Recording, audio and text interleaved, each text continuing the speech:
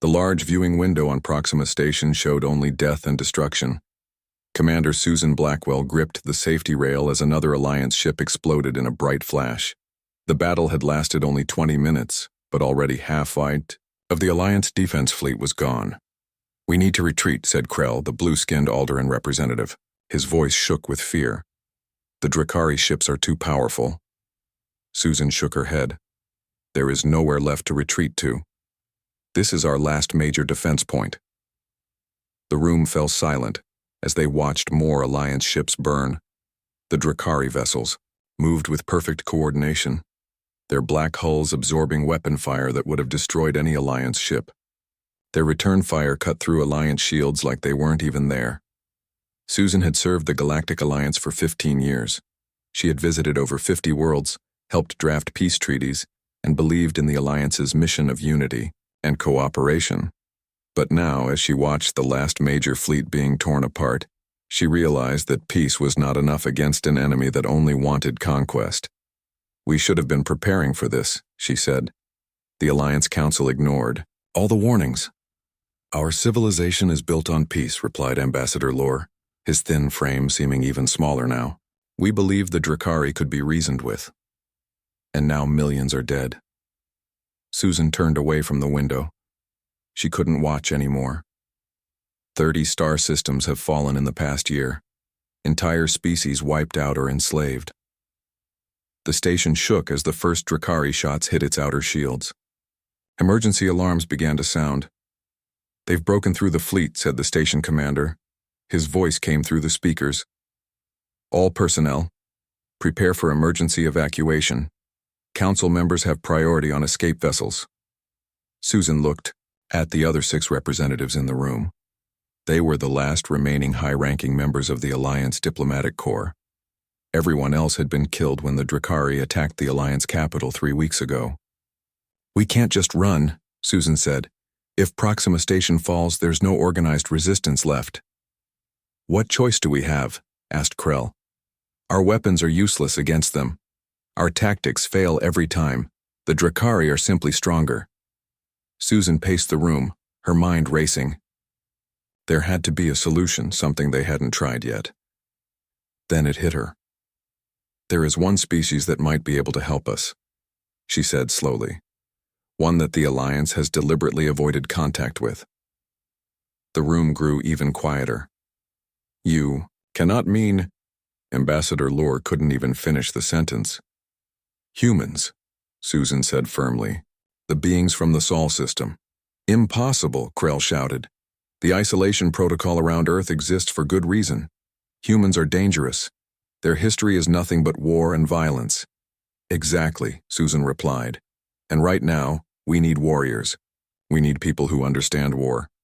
The station shook again, harder this time. The lights flickered. "Multiple shield breaches," announced the station AI. "Estimated time to failure, 15 minutes. The humans were deemed too dangerous to join the Alliance," Ambassador Lore said. "Their capacity for violence, their unpredictability, might be our only hope." Susan cut in. "I've studied their transmissions. Yes, they have a violent past, but they also have a strong sense of justice and a history of standing against tyranny. If we explain what the Drakari are doing—" Another explosion rocked the station. 10 minutes to shield failure," said the AI. Susan walked to the central console and pulled up a star chart. "The Sol system is only 2 jump points away. My diplomatic vessel can make it there in 3 days." "This is madness," Krell said. "Even if the humans agreed to help, what could one species do against the might of the Drakari Empire?" "I don't know," Susan admitted. "But I do know that doing nothing means certain defeat."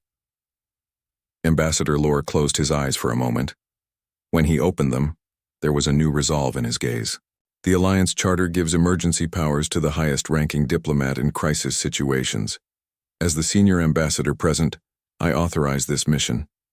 He handed Susan a small data crystal. "This contains all Alliance protocols, including first contact procedures. If you decide to break the isolation around Earth, use it. 5 minutes to shield failure," announced the AI. All personnel must board evacuation vessels immediately. Come with me, Susan said to the group. They rushed through the corridors of the station, pushing past panicked people running for the escape pods. Susan led them to the diplomatic bay where her ship, the Swift Messenger, was docked. The Swift Messenger was small but fast, designed for diplomatic missions that required speed and stealth rather than firepower. As they boarded, Susan took the pilot's seat. Her years in the diplomatic corps had included extensive flight training. Prepare for emergency departure, she told the ship's computer, as the others strapped into passenger seats.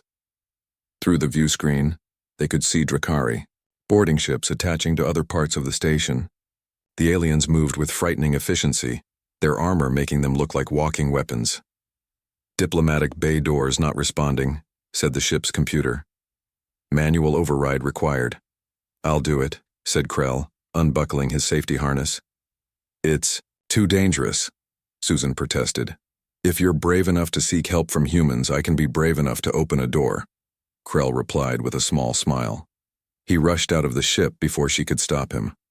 Moments later, the bay doors began to open. Through the ship's external cameras, Susan saw Krell at the control panel. He gave a final salute just as a group of Drakari soldiers entered the bay. Their weapons fired, and Krell fell.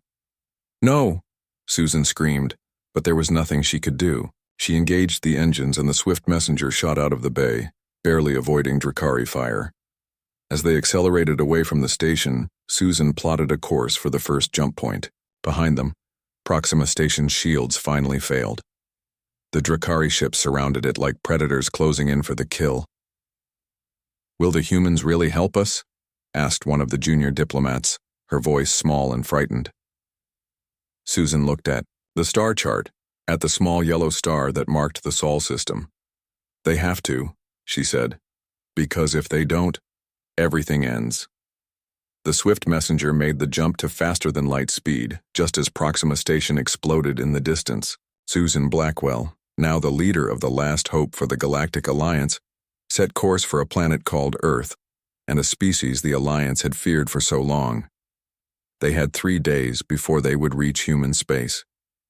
3 days to prepare for a meeting that would either save the galaxy or confirm that all hope was truly lost. Colonel Jack Harrison watched the soldiers run through the training course. The men and women of the United Earth Defense Force moved with skill and speed. Even in the heavy rain, they hit their targets with perfect aim. Impressive as always.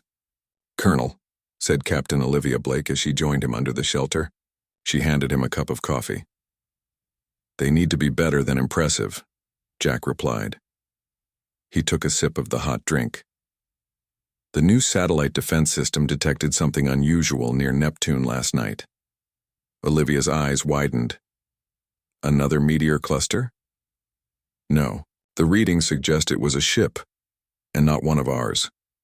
For years, the leaders of Earth had suspected they weren't alone in the universe.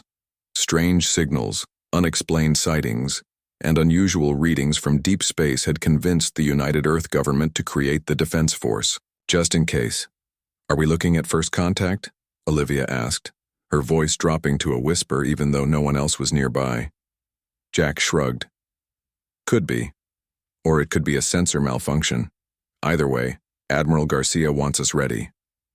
Their conversation was interrupted when Jack's communication device buzzed. The voice of Admiral Garcia came through clearly. Colonel Harrison, report to Command Center immediately. This is not a drill. Jack and Olivia exchanged looks before running to their vehicle. The drive to the command center took only 10 minutes, but it felt much longer. When they arrived, they found the place buzzing with activity. Admiral Garcia stood in front of a large screen showing a small ship approaching Earth orbit. It entered our solar system 3 hours ago, the Admiral explained, as Jack and Olivia joined him. It's slowing down and appears to be heading directly for Earth. Weapons? Jack asked. Some, but minimal. It's not a warship. The Admiral pointed to the sensor readings. And it's damaged. We're detecting multiple hull breaches that have been sealed from the inside. A refugee? Suggested Olivia. Maybe, but from where? Jack studied the ship's unusual design. It was sleek and curved, unlike anything humans had built. The Admiral straightened his uniform. The president has ordered us to intercept. Colonel Harrison, you will lead the boarding party. Jack nodded.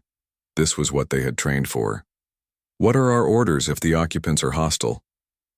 Defend yourselves, but try for peaceful contact first. This could be the most important moment in human history. The admiral looked directly at Jack. Your team leaves in 30 minutes. The intercept vessel is being prepared now. As Jack gathered his team, he selected 12 of his best soldiers. They were equipped with the newest combat suits and non-lethal weapons, but also carried standard firearms, just in case. The ride to orbit was tense but smooth. As their ship approached the alien vessel, Jack studied it through the viewport. It was beautiful in a strange way, with flowing lines that seemed to be both artistic and functional. All readings indicate the ship is powered down except for life support systems, reported the pilot. They're not trying to run or fight. Good, Jack said. Bring us alongside and prepare for boarding. The two ships connected with a metallic clunk. Jack led his team to the airlock, weapons ready but not aimed. Remember, he told them, peaceful approach unless threatened. We represent all of humanity today. The airlock cycled and the door to the alien ship opened. Jack stepped through first, his helmet's sensors scanning for dangers. The corridor was dimly lit by emergency lights. The air was breathable but had a strange, sweet smell. Jack removed his helmet and signaled the others to do the same. They moved deeper into the ship, following signs of movement. In what appeared to be the main control room, they found them, 6 beings that looked remarkably similar to humans, but with subtle differences. One stepped forward, a female with silver streaks in her dark hair. I am Commander Susan Blackwell of the Galactic Alliance, she said in perfect English, surprising Jack. We come seeking help. Jack kept his weapon lowered but ready.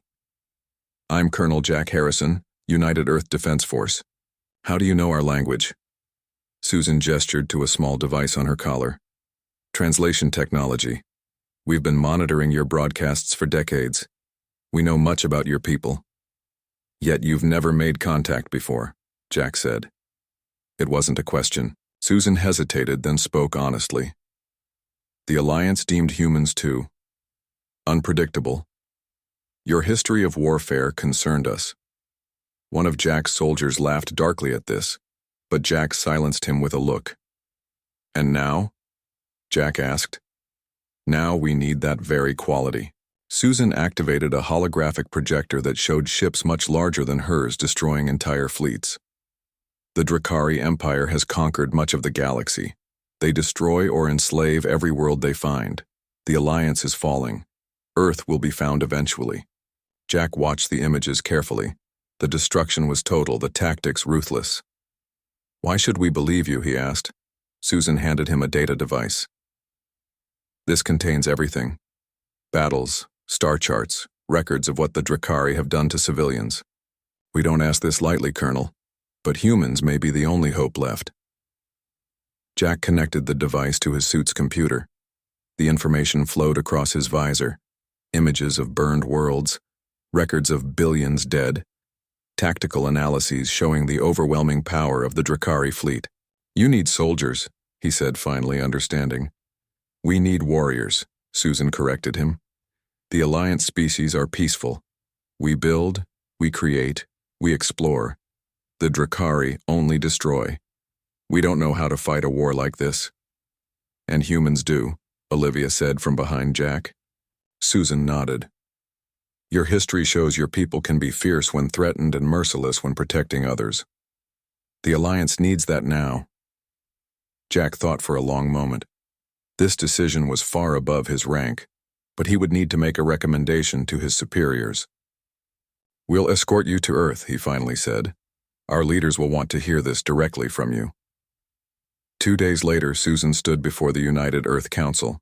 She had told her story again, showed the evidence, and answered countless questions. Now the council was voting. Jack stood at the back of the room watching the proceedings. If the vote went the way he expected, his life and the lives of every soldier under his command would change forever. The council president stood. The vote is complete. By a margin of 23-5, The Council has voted to provide military assistance to the Galactic Alliance against the Drakari threat. The room erupted in discussion. Jack made his way to Susan, who looked both relieved and worried. "What happens now?" she asked him. "Now we prepare for war," Jack answered simply. "I've been appointed commander of the first battle group. We're calling it Wrath of Terra." "Your ships are much smaller than Drakari vessels," Susan said, "and your weapons technology is less advanced." Jack smiled, but there was no humor in it. "Size and technology aren't everything in war, Commander. Sometimes it's about who wants to win more, who's willing to do what the other side won't." He looked out the window at the sunset over the mountains. "Humans have been fighting each other for thousands of years. Now we'll see what happens when we fight together against someone else." Susan shivered slightly at his tone. She had come seeking humanity's help, but now she wondered if she had unleashed something even the Drakari weren't prepared for. Supreme Commander Vextor of the Drakari Empire stood on the bridge of his flagship, the Conqueror. His scaled skin gleamed in the dim light as he studied the battle reports from the newest conquered system. "Another victory, Supreme Commander," said his second-in-command. "The Alliance defenders at Rigel Colony were destroyed in under 2 hours." Vextor nodded, his sharp teeth showing in what passed for a smile among his kind. "As expected, their tactics never change. They face us directly. They die directly." A communications officer approached and bowed low. "Supreme Commander, we have received reports of a new species joining the Alliance forces. They call themselves humans." "Humans?" Vextor said the unfamiliar word slowly. "From what system?" "A previously uninvolved world called Earth in the Sol system. Our scouts have not yet mapped that region in detail." Vextor dismissed the news with a wave of his clawed hand. "One more species will not change the outcome. The Alliance falls piece by piece, and no newcomers can stop our advance." Meanwhile, at the Alliance outpost on Vega Station, Jack Harrison met with his human officers and the remaining Alliance military leaders. The contrast between them was stark. The Alliance commanders wore ceremonial uniforms with many colors and symbols. The human officers wore simple, practical combat gear. "We've analyzed all your previous battles," Jack said, pointing to the holographic display. "You fight fair. That's your first mistake." Ambassador Lore frowned. "War should be conducted with honor. War should be won," Jack replied firmly. "The Drakari don't care about honor. They care about victory." Susan watched from the side of the room. In the 3 weeks since the humans had arrived, they had completely changed the mood of the Alliance forces. Where there had been despair, now there was determination. Where there had been resignation, now there was resolve. "We can't match their numbers or the size of their ships," Jack continued, "so we won't try. Instead, we'll hit them where they don't expect, when they don't expect it, and how they don't expect it." He outlined his plan. Small, fast human ships would draw Drakari forces into carefully chosen locations. Hidden Alliance vessels would then attack from multiple directions at once. Human soldiers would board Drakari ships rather than trying to destroy them from outside. "This goes against all Alliance military doctrine," protested one of the alien commanders. "Your doctrine has lost 30 systems," Jack said bluntly. "It's time to try something else." 2 days later, the plan was put into action at Rigel Colony, which had recently fallen to the Drakari. 5 small human ships entered the system, appearing to be damaged and fleeing. The Drakari commander on site, eager for an easy victory, ordered his ships to pursue the humans into the nearby asteroid field. Once inside, the human ships suddenly turned and accelerated directly toward the Drakari vessels. "They're committing suicide," the Drakari commander said in disbelief. But at the last moment, the human ships released hundreds of small, one-person craft that attached themselves to the hulls of the Drakari ships. Inside each was a human soldier in full combat gear. Captain Olivia Blake led one of the boarding teams. She cut through the hull with a specialized tool and led her team inside. "Remember," she told her soldiers through the comm system, "hit hard, hit fast, and show no mercy." These are the beings that burned entire worlds. The Drakari were unprepared for enemies inside their own ships. They were even less prepared for the ferocity of human combat. The Alliance species fought with restraint, following rules and protocols. Humans fought to win, using every advantage, every dirty trick, every possible edge. At the same time, hidden Alliance ships emerged from behind larger asteroids and opened fire on the now confused Drakari fleet. On the command ship, Jack coordinated everything. Team 3, cut their engines. Team 5, take the bridge. Alliance vessels, focus fire on their weapon systems. Susan stood beside him, amazed at how calm he remained while directing such chaos. "This is working," she said with growing hope. Jack nodded. The Drakari expected a fair fight. We're not giving them one. Within hours, the entire Drakari force at Rigel Colony had been defeated. Half their ships were captured intact, the rest destroyed. The human soldiers had suffered losses, but far fewer than in any previous Alliance engagement. As Jack walked through the colony after its liberation, the alien residents looked at him and his soldiers with a mixture of fear and gratitude. One small child, a member of a species with 4 arms and purple skin, approached Jack shyly. "You fight scary," the child said in broken common language. Jack knelt down to the child's level. "Yes, we fight scary so that you don't have to be scared anymore." Word of the victory at Rigel spread quickly throughout Alliance space. For the first time in over a year, the Drakari had been defeated. More importantly, a colony had been liberated, its people saved from enslavement or death. Back on his flagship, Vextor received the news with growing anger. "Tell me about these humans," he demanded of his intelligence officers. They showed him footage captured from the battle. Humans breaking into Drakari ships, fighting with a savagery that matched or exceeded the Drakari's own. Humans using tactics that violated every convention of space warfare established in the galaxy. "They fight like animals," Vextor said with disgust.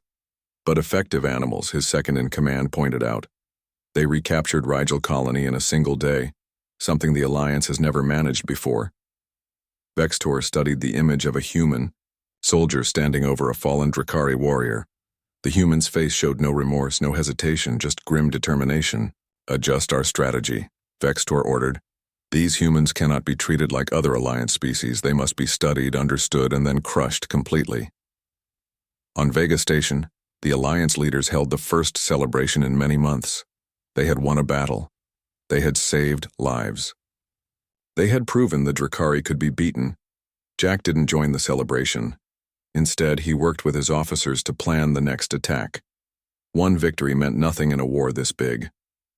The real work was just beginning. Susan found him alone later, studying star charts and enemy positions. "You should rest," she told him. "Even warriors need sleep."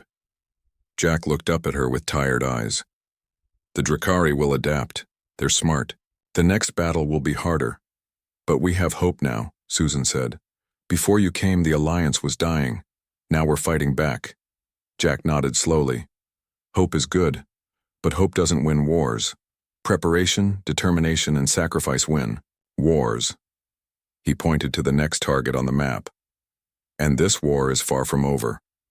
Across Alliance space, the news spread from planet to planet, from ship to ship, from person to person. All hope was not lost.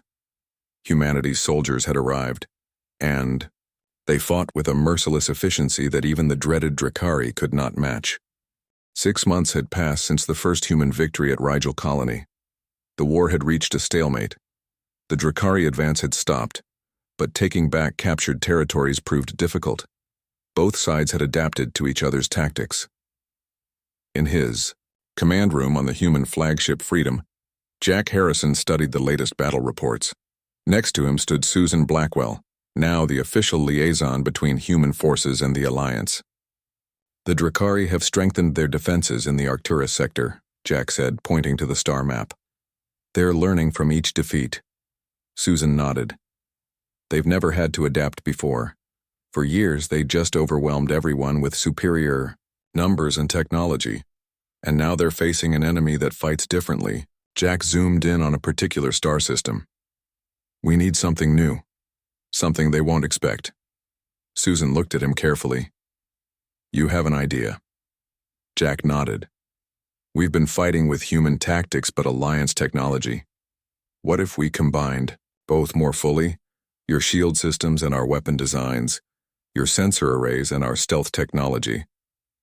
Before Susan could respond, an urgent message came through. Captain Olivia Blake's face appeared on the screen. She was leading a reconnaissance mission near Drakari space. Colonel, we've detected unusual activity at Outpost 7, she reported. The Drakari have gathered a large fleet there, but they're not moving toward any Alliance targets. What are they doing? Jack asked. They appear to be waiting. Olivia frowned. And we've intercepted unusual communications. They keep mentioning human specimens. Jack and Susan exchanged worried looks. Stay hidden and keep watching. Jack ordered. Report any changes immediately. After Olivia signed off, Jack turned to Susan. They're planning something specific for us. We should inform the Alliance Council, Susan suggested. Jack agreed, and hours later they stood before the council on the rebuilt Proxima station. The council chamber was grand but functional, with representatives from all remaining Alliance species seated in a circle. The Drakari are adapting to human tactics, Jack explained. We need to combine our technologies more effectively to stay ahead. Ambassador Lore, who had become a strong supporter of the human forces, spoke up. What do you propose, Colonel? A joint fleet. Human commanders and Alliance engineers working together to create ships that have the best of both worlds. And mixed combat teams that train together. Some council members looked uncomfortable with the idea of closer integration. One, a tall being with translucent skin, stood up. The humans have helped us greatly, he said. But their methods are extreme. We hear stories of human soldiers showing no mercy, taking no prisoners. Jack stepped forward. When we fight to win. The Drakari understand that language. They don't respect restraint. They see it as weakness. The debate continued until Susan spoke. 6 months ago we were losing this war. Now we have hope. But if we hesitate, if we hold back, the Drakari will recover and push forward again. They don't stop. They don't negotiate. They only understand strength. Her words swayed the council. The Joint Fleet Project was approved, along with the creation of special mixed units of human and Alliance soldiers. As they left the council chamber, Jack received an urgent message from Olivia. The Drakari fleet at Outpost 7 is on the move, she reported. But not toward Alliance space. They're heading for a small research station on the edge of the sector. The station has mixed personnel, including several human scientists. Jack's face hardened. They're targeting humans specifically. Prepare a rescue team. I'll lead it myself. Susan grabbed his arm. That's exactly what they want. For you to rush in. I know, Jack said grimly. But we can't leave our people to be captured and studied. The Drakari are trying to find our weaknesses. 3 days later, Jack led a small strike force toward the research station. The plan was simple but risky. Slip past the main Drakari fleet, extract the personnel and escape before the enemy could respond in force. Susan had insisted on coming along despite Jack's objections. I know Drakari ship layouts better than anyone, she had argued. You'll need me. Their ship, the Swift Strike, was one of the first to combine human and Alliance technology. It was smaller than most warships, but faster and harder to detect. As they approached the research station, they saw the Drakari had already attacked. Half the station was damaged, and Drakari boarding ships were attached to its docking bays. They're taking prisoners, Susan said, checking the sensor readings. We still have time. Jack assembled his team in the launch bay. 12 human soldiers, and 5 Alliance specialists, all wearing the new combined combat armor. Our mission is rescue, not revenge, Jack told them. Get our people out. Fight only when necessary. They used small one-person pods to cross from their ship to the station. Once inside, they split into 3 teams. Jack led the main team toward the central lab where most of the scientists would be. Susan went with him, guiding them through the station's layout. They encountered Drakari soldiers almost immediately. The aliens were taller than humans with scaled skin and natural armor. But the new weapons the humans carried, designed by Alliance engineers based on human firearms, cut through the Drakari armor effectively. Jack moved with controlled precision, each shot finding its target. The human soldiers followed his lead, working with a ruthless efficiency that had become their trademark in this war. They reached the central lab to find a horrifying scene. 3 human scientists were strapped to examination tables. Drakari medical officers were taking samples of blood, tissue, and bone. Jack's team eliminated the Drakari in seconds. As they freed the scientists, one gripped Jack's arm. "They wanted to know how we think," the scientist said, his voice weak. "They said humans make no sense to them. We're physically weaker than many species, but we fight with more determination." "Save your strength," Jack told him. "We're getting you out of here." As they made their way back to the extraction point, one of the Alliance specialists who had gone with the second team contacted Jack. "Colonel, we found something you should see. A data core with information about the Drakari command structure." Jack quickly changed plans, sending the rescued scientists back to the Swift Strike with half his team while he, Susan, and the others went to examine the find. The data core was in a secure room that the second team had managed to access. Susan worked quickly to download its contents while Jack and the others stood guard. "This could change everything," Susan said as she worked. "It contains coordinates for their command nexus, the central hub that coordinates all Drakari fleets." An alarm suddenly blared throughout the station. "They know we're here," Jack said. "Hurry." Just as Susan finished the download, the door to the secure room exploded inward. A Drakari commander stood there, larger than the others they had faced, with ornate armor and a face scarred from many battles. "So these are the humans who think they can defeat the Drakari Empire," he said, his voice translated by Susan's device. "I am Commander Zekron. Supreme Commander Vextor sends his regards." Jack raised his weapon, but Zekron moved with surprising speed, knocking it aside. The other Drakari poured into the room, forcing Jack's team to fall back. "Go!" Jack shouted to Susan, throwing her the data chip. "Get that back to the ship." Susan hesitated, torn between helping Jack and completing the mission. The look in his eyes made the decision for her. She ran, protected by 2 human soldiers, while Jack and the others engaged the Drakari in close combat. The battle was brutal and quick. The humans fought with everything they had, but they were outnumbered. Jack felt a sharp pain as a Drakari blade pierced his side. As his vision began to blur, he saw Zekron approaching. "You will tell us everything about human weaknesses," the Drakari commander said. Jack's last thought before darkness took him was that Susan had escaped with the data. Even if he didn't make it, the Alliance would have what they needed to strike at the heart of the Drakari Empire. Pain was the first thing Jack Harrison felt when he woke up. His side burned where the Drakari blade had cut him. He was strapped to a cold metal table in a dimly lit room. Medical equipment surrounded him, much of it with sharp edges that looked more suited for torture than healing. Commander Zekron stood nearby, watching him with cold eyes. "The famous human leader awakens," the Drakari said. "You have caused much trouble for the Empire." Jack tested his restraints. They were solid. "Just getting started," he replied, his voice rough. Zekron moved closer. "Your capture will break the human forces. Without their leader, they will falter." Jack almost smiled. "You don't understand humans very well.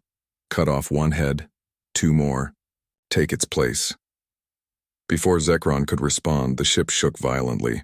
Alarms began to sound throughout the vessel. "What is happening?" the Drakari commander demanded into his communication device. "We are under attack," came the reply. "Human ships appeared from nowhere. They are using some new kind of weapon that cuts through our shields." Zekron turned back to Jack, anger clear on his alien face. "Your people are foolish to attack a Drakari battlecruiser directly." "Not foolish," Jack said, "just determined. We don't leave our people behind." Meanwhile, Susan Blackwell stood on the bridge of the Swift Strike, which had, been joined by 3 other Human Alliance hybrid ships. The data from the research station had proven invaluable. It not only revealed the location of Jack's imprisonment, but also provided the shield frequencies of Drakari vessels. "Target their engine sections," she ordered. "We need to disable the ship without destroying it." Captain Olivia Blake stood beside her. "The boarding teams are ready. As soon as the shields are down, we go in." The new weapons worked exactly as designed, bypassing the Drakari shields as if they weren't there. Within minutes, the enemy ship was dead in space, its engines destroyed, and weapons offline. "Now," Olivia said, and 20 small boarding craft launched toward the Drakari vessel. The rescue teams moved through the enemy ship with practiced efficiency. The months of war had hardened the human soldiers and taught the Alliance specialists how to fight alongside them. They encountered heavy resistance but pushed through it relentlessly. Olivia led the team heading for the detention area where Jack was being held. They fought their way through corridor after corridor of Drakari soldiers. In the detention area, Zekron heard the approaching battle. "Your friends come to die," he told Jack as he drew a wicked-looking blade. "Perhaps I should send them your head as a greeting." Just as he raised the weapon, the door exploded inward. Olivia and her team poured into the room, weapons firing. Zekron was hit multiple times but remained standing, his tough Drakari physiology keeping him alive despite severe wounds. He lunged at Jack, blade still in hand, determined to kill the human leader even as he died himself. Olivia threw herself forward, intercepting the blade with her own body. It pierced her armor, but she managed to drive her combat knife into Zekron's throat. The Drakari commander fell, finally dead. Always were. "Dramatic," Jack said to Olivia as the other soldiers freed him and applied emergency medical treatment to both of them. "Learned from the best," she replied weakly. They were both carried back to the swift strike. The mission had been costly but successful. Jack would recover from his wounds, though Olivia's injuries were more severe. As Jack was being treated in the medical bay, Susan brought him the complete analysis of the data they had recovered. "We found it," she said, her eyes bright with excitement despite her exhaustion.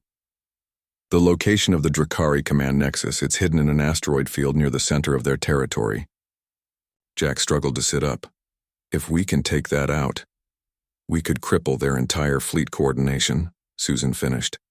"But it's heavily defended. It would take a massive force to approach it directly." Jack was quiet for a moment, thinking. "Then we don't approach it directly, we create a diversion." Over the next 2 weeks, as Jack recovered, a daring plan took shape. The combined Human Alliance fleet would launch an all-out attack on a major Drakari stronghold. While the enemy was distracted, a small team would slip through their defenses and infiltrate the command nexus. The day of the operation arrived. It was the largest battle of the war so far. Hundreds of ships from both sides clashed across an entire star system. The new Human Alliance vessels proved their worth, standing toe-to-toe with larger Drakari ships. Meanwhile, Jack, now recovered enough to fight, led the strike team toward the command nexus. Susan went with them, her knowledge of Drakari systems essential to their plan. Their small ship slipped past the thinned-out Drakari defenses, using advanced stealth technology developed by the Alliance. The command nexus was built inside a massive asteroid. The team docked at a maintenance entry point and made their way inside. They encountered resistance, but nothing they couldn't handle. The bulk of the Drakari forces had been drawn away by the diversion. They reached the central control room to find it mostly empty. Only a few technicians and guards remained, along with one important figure, Supreme Commander Vextor himself. The Drakari leader was taller than others of his kind, with scales that had darkened with age and experience. He watched calmly as the human team burst in and quickly eliminated his remaining guards. "I wondered if you would find this place," Vextor said as Jack approached him. "Humans are more clever than we expected." Jack kept his weapon trained on the Drakari leader. "Surrender and the killing can stop." Vextor made a sound that might have been laughter. "The killing never stops, human. You of all species should understand that." As they spoke, Susan worked quickly at a control console, uploading a virus designed to disrupt the Drakari fleet coordination systems. "It's done," she announced. Their ships will lose all central control in minutes. Jack nodded but kept his eyes on Vextor. It's over. The Supreme Commander straightened to his full height. This battle, perhaps. But do you know why we fight? Why the Drakari Empire expands without end? Power, control. The usual reasons, Jack said. Survival, Vextor corrected him. We are running from something worse than us, something at the edge of the galaxy that consumes entire civilizations. Jack frowned, unsure if this was a trick. What are you talking about? You'll see, Vextor said. Sooner than you think. With surprising speed, he drew a hidden weapon and fired at Susan. Jack reacted instantly, throwing himself in front of her. The shot hit him in the chest. Even as he fell, he returned fire, his shot striking Vextor multiple times. The Supreme Commander collapsed, green blood pooling beneath him. With his dying breath, he said, "They are coming, and not even humanity's merciless soldiers can stop them." Despite his wound, Jack survived. The shot had hit his new armor at an angle, causing damage but not penetrating fully to his heart. The Drakari fleet, without central coordination, fell into disarray. The Alliance human forces pressed their advantage, and within weeks, the war was effectively over. The remaining Drakari surrendered or retreated to the far edges of known space. 3 months later, Jack stood beside Susan at a ceremony on the rebuilt Proxima station. Representatives of all Alliance species had gathered to formally welcome humanity into the Galactic Alliance.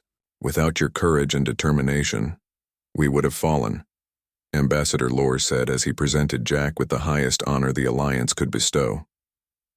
Later, at the celebration, Susan found Jack looking out at the stars, thinking about what Vextor said, she asked. Jack nodded. Do you think he was telling the truth about something worse out there? Susan looked at the distant stars. I don't know. But if there is, at least now we face it together. Jack smiled slightly. The galaxy was afraid of humanity's capacity for war.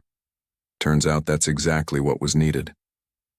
Let's hope it's not. Needed again, Susan said.